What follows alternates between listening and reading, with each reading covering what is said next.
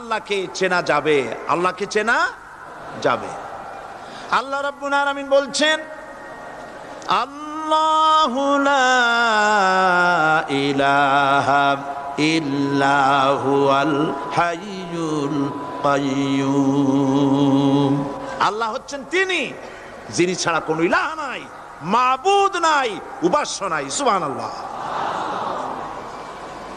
এখন আল্লাহর যদি প্রথম একটা অক্ষর আলিফ ছেড়ে দেওয়া হয় তাহলে থাকবে কি?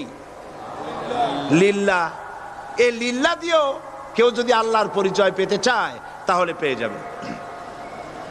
আল্লাহ রাব্বুল আলামিন কোরআনে কারীমের ভিতরে শুধু লিল্লাহ দিয়েও আল্লাহকে চেনার ব্যবস্থা করেছেন। লিল্লাহি মা ফিস সামাওয়াতি ওয়া মা ফিল আরদ। আকাশ এবং জমিনের সার্বভৌমত্বের একচ্ছত্র মালিকানা কার? আল্লাহ পাকের। এখন লিল্লাহ থেকে একটা লাম ছেড়ে দেন, কি থাকবে? লাহু। এই লাহু দিয়েও আল্লাহর পরিচয় পাওয়া যাবে, যাবে না? কোরআন বলছে, লাহু মাকালিদুস সামাওয়াতি ওয়াল আরদি ইউবসিতুর রিজকা লিমান ইয়াশা। আকাশ এবং জমিনের রিজকের চাবিকাঠি আল্লাহ পাকের কাছে, যারে খুশি তিনি পর্যাপ্ত রিজেক তিনি দান করেন। সুবহানাল্লাহ। এবার লাহুর লাম ছেড়ে দেন, থাকবে কি?